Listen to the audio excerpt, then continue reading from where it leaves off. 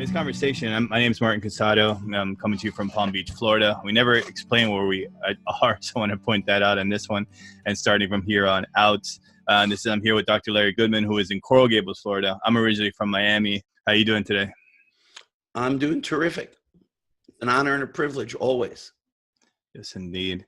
So we're having a conversation today on integrity. I like to start off just a little bit on I got a Google definition of it. It's the quality of being honest and having strong moral principles, moral uprightness.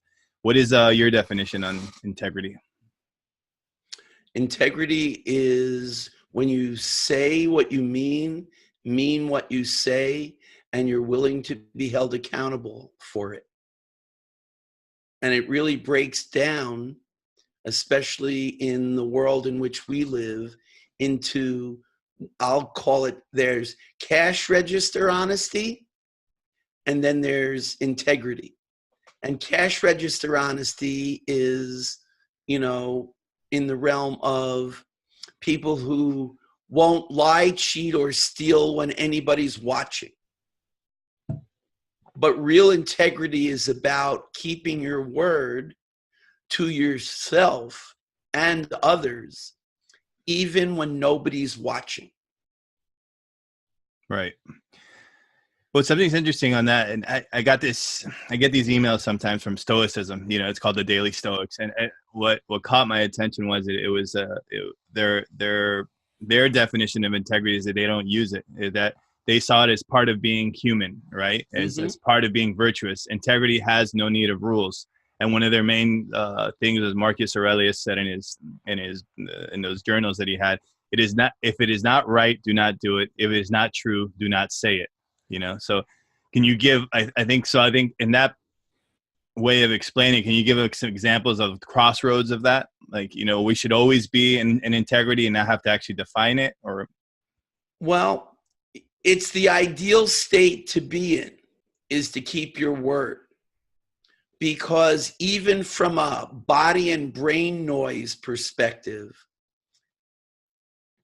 we speak about having gut reactions, and the challenge that the lack of integrity creates is you can have a bodily reaction of distress because there's something amiss in a situation, or you can have a bodily sensation of distress because you haven't been in integrity, and you literally become unable to discern if the distress that you're experiencing is because of your fear of being found out, or your inner sense of protecting yourself from a bad situation.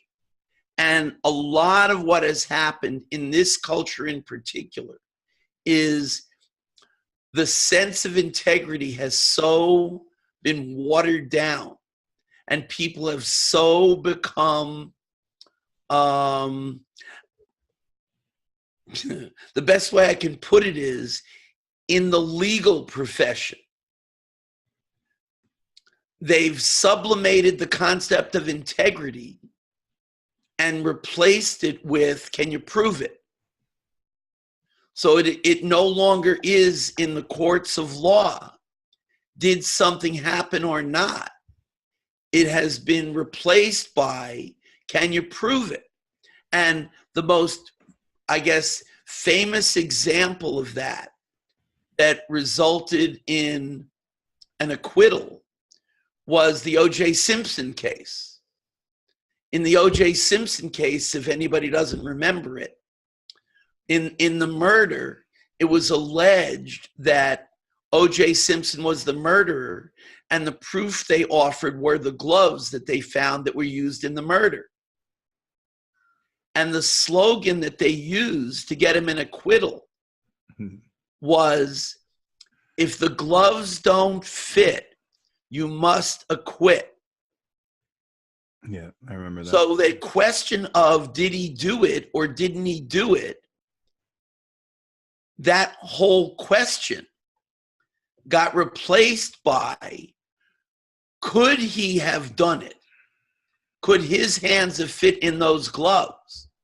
And what further examination later proved was, A, that the leather in the gloves had been wet and stretched and then shrunk, and B, that O.J. Simpson had arthritis in his hands, and before, on the day of going to court, he didn't take his arthritis medication.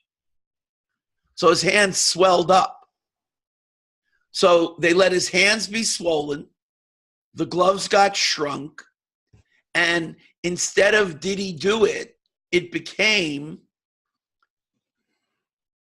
could he have done it based on this evidence?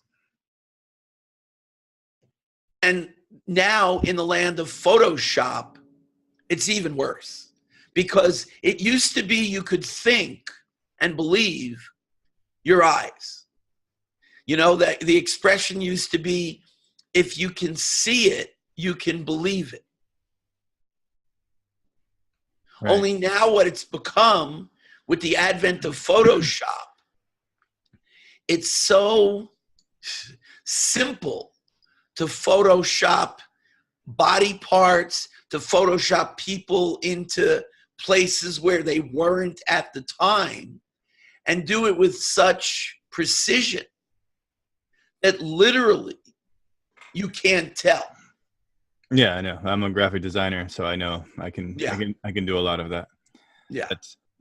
That's where we are.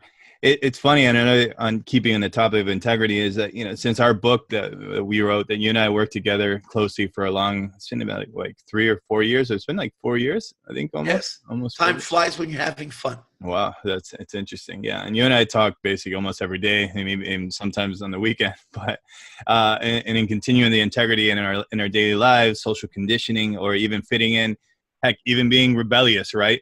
We always come to these crossroads, and one thing that came up a lot, like some people confide to me, hey, you know, XYZ is happening, and even ourselves in the crossroad is like your heart doesn't match your head, like your thoughts and your heart aren't aligning.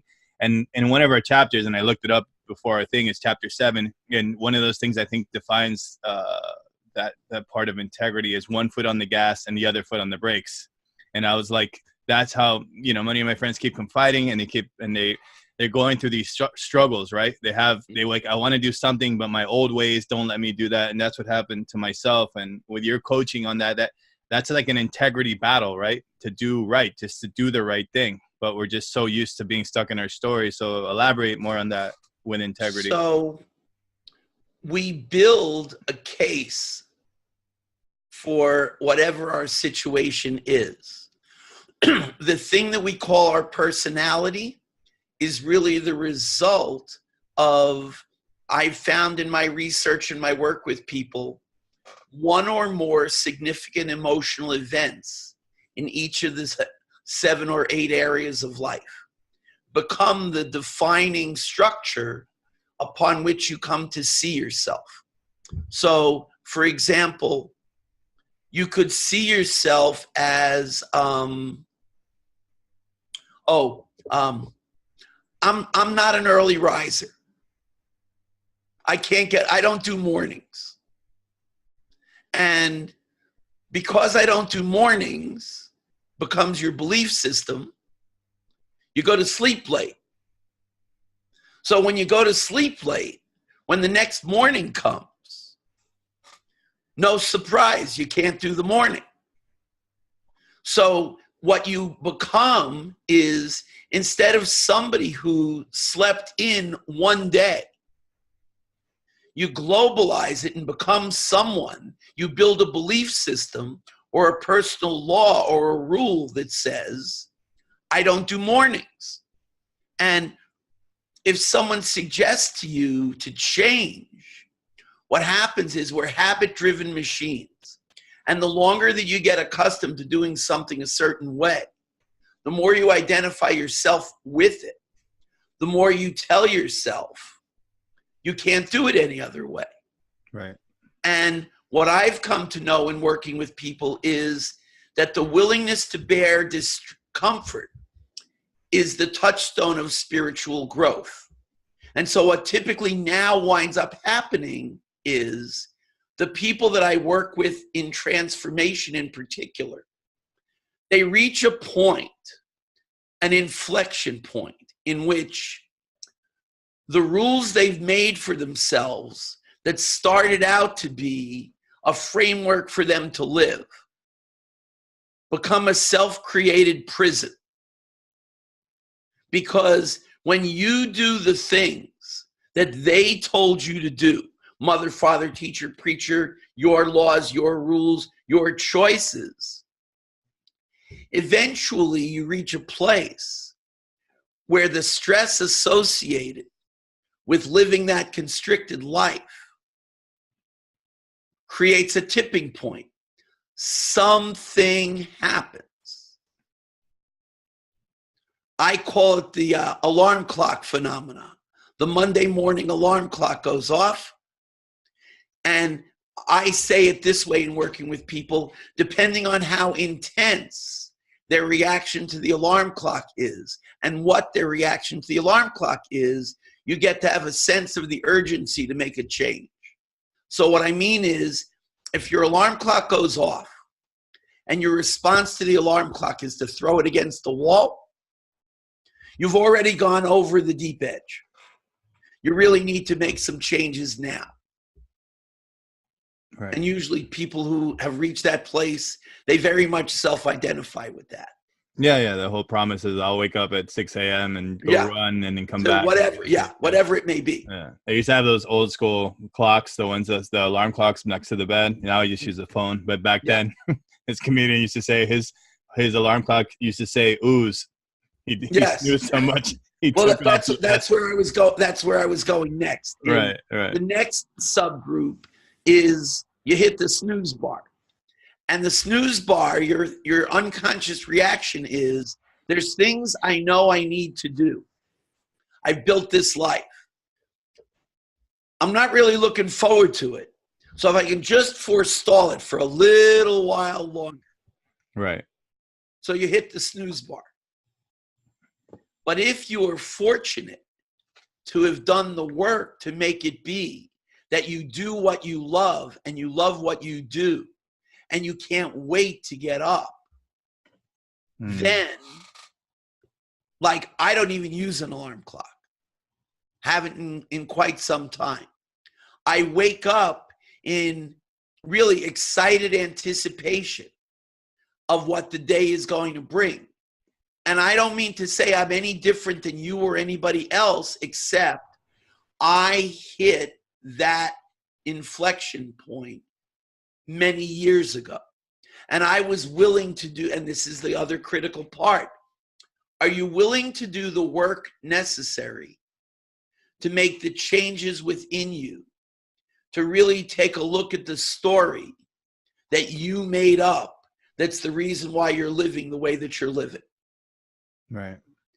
Because that's what we all are, is we're creatures of habit, and we live in the realm of what Brene Brown calls a shitty first draft. It's the interpretation of the sequence of events, these pivotal moments in your life that became your story of who you are and how you greet the world, and equally important, how you greet and deal with the people that you're in relationship with. Right. Well, to go back to another, as far as keeping with integrity, and we spoke a lot about, political views and stuff like that, and kind of in a conformity sense.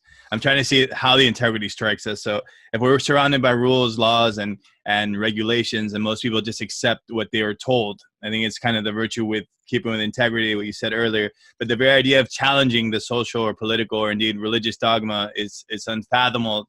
It's unfathomable to people and their values and integrity. Like, once your integrity is in place, then with all these rules and regulations, I don't know, that's another conflict, right? We're starting to see realities come to truth, or certain things in the medical field aren't true, or certain things that we're putting in our body, or XYZ. Like, that's the integrity and rules and regulations set in motion that keep us a little bit, on both ends of the spectrum of where is the integrity? That really is the question, is where is the integrity? Yes. Originally, this country was founded on the idea that the purpose of the government was to promote life, liberty, and the pursuit of happiness. That the purpose of the government was to interfere in your life as little as possible and to provide you with the freedom to do what you wanted to do, as long as it didn't interfere with anybody else's rights. Then there were just a very few functions that the government was designed to do that only a government could do, like defend the borders, public health, build a system of roads, etc.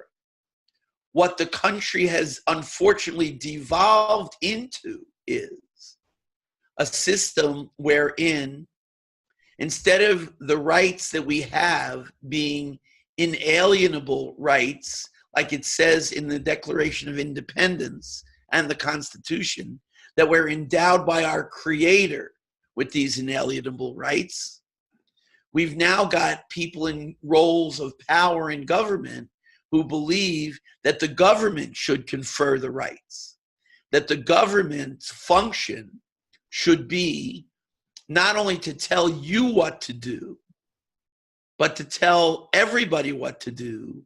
And in that way, the people who are the government develop their own power based on that, as opposed to as little government as possible.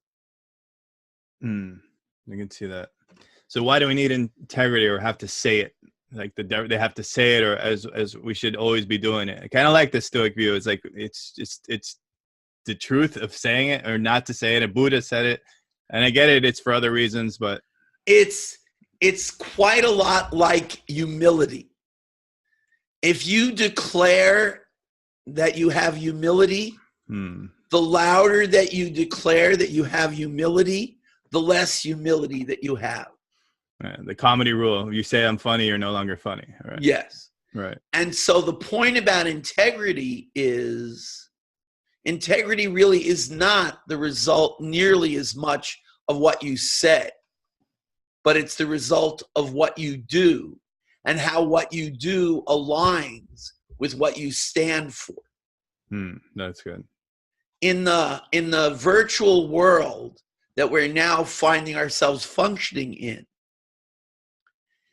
building a brand winds up being about this kind of vague and fuzzy, hard to define set of conditions that ultimately wind up being about keeping your word.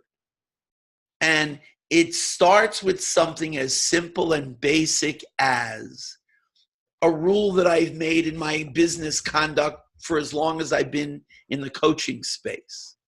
That when you have an appointment with me at whatever time, you can count on the fact that I will be in connection with you, I will be in contact with you, and we'll start to do whatever it is we need to do, pretty much come hell or high water.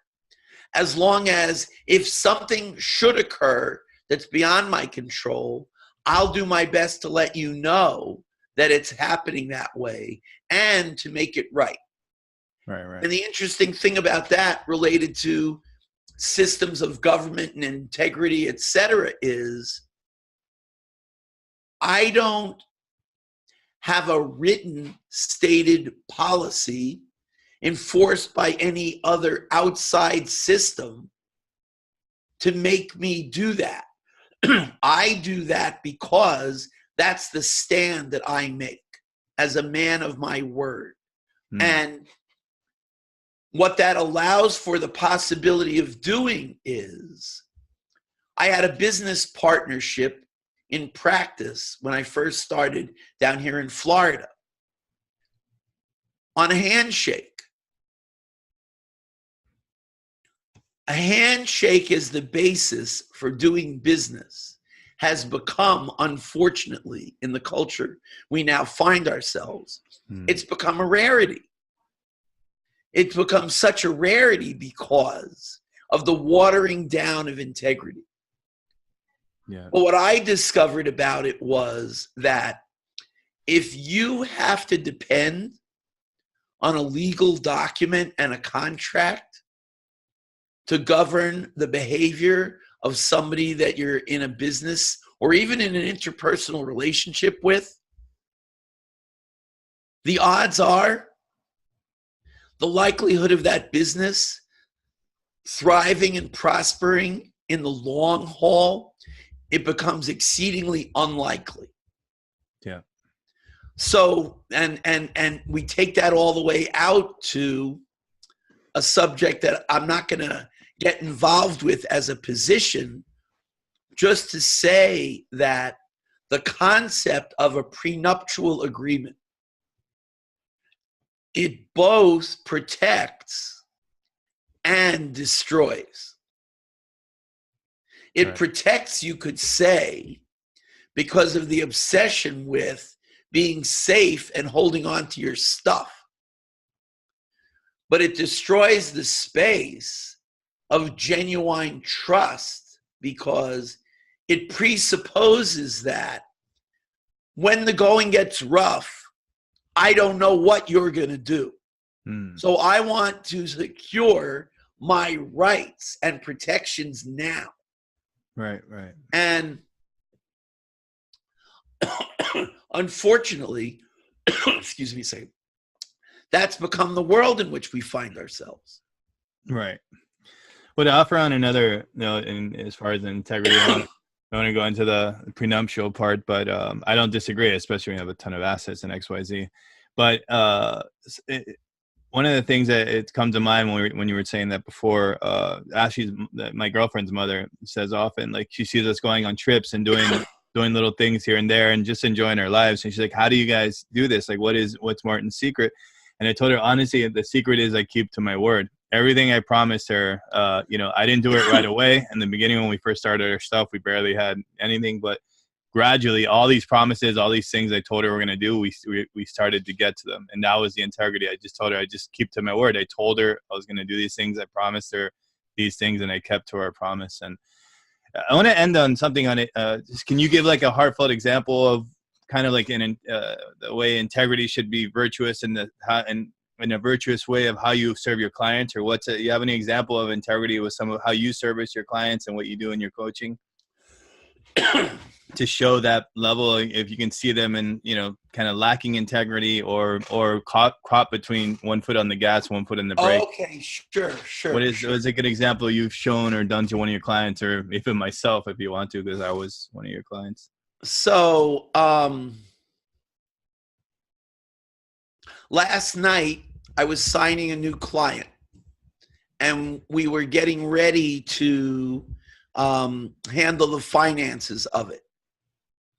And her credit card did not go through. We arranged a wire transfer that necessitated me giving her all of the routing number and my account number to my corporate bank account. Many people would not do that with someone who I only met at a conference a week ago. But because of the nature of the work that I do and the fact that I had already spent some time with her and found her to be someone of integrity, somebody else might say, well, you took quite a risk giving her all that information.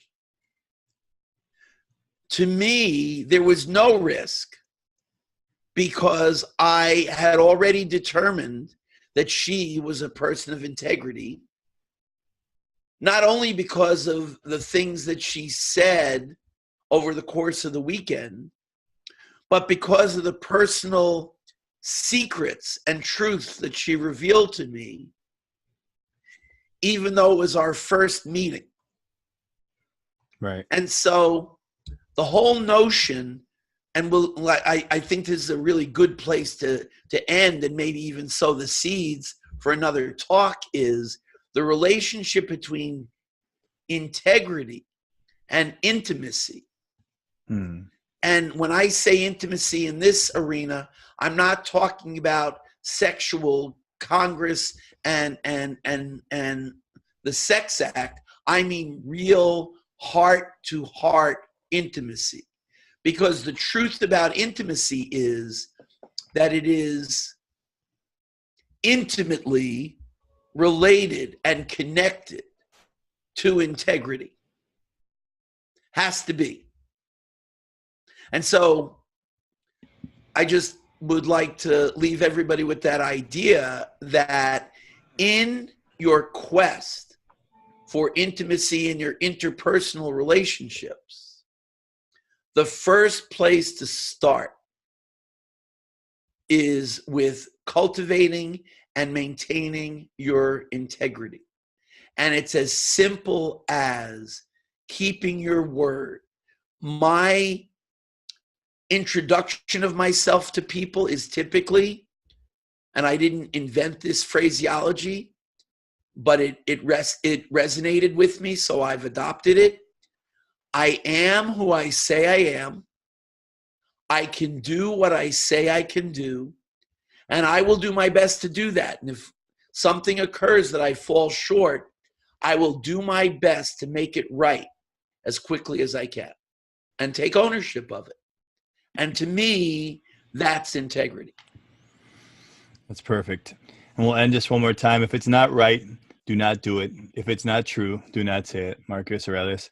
To find more on Dr. Larry Goodman, you can go to www.goodmanfactor.com. You can also schedule a 30-minute phone call with him, and you can also go to yourgoodestlife.com if you want to elaborate more on that and how your 30 minutes and what that entails, just real quick. If you go to the website, you'll be taken to a landing page. You'll be the receipt of a PDF of a document that'll enable you to take a look at your own life and self-evaluate in each of the areas of life. And then if you send me the document, it'll give us something to speak about when we get on a call. And it's a 30-minute call. There's no obligation. There's no charge. It's really just to see, A, if we're a good fit together, and B, if you'd really love to work with me, because I only love to work with people who love to work with me. That's perfect. And I hope to have the opportunity to do that with you sometime soon. Yeah, and that's at yourgoodestlife.com. We also have our book, Fridays with Goodman, you can check out. Learn a lot about Friday with Dr. Goodman and my own experience with him and his coaching and many other techniques. And also, you can also learn about neuroemotional technique, was recently on what show that actually went mainstream now. Forgot that name. What's that doctor show? Grey's Anatomy. Grey's Anatomy, exactly. And it's neuroemotional technique. But so just any other information, you can go to goodmanfactor.com. The 30-minute call is yourgoodestlife.com, and the book's available at amazon.com, Fridays with Goodman. Thank you. You have a good day, Dr. Goodman, and we'll talk later. Bye-bye, guys. Yep, you bet.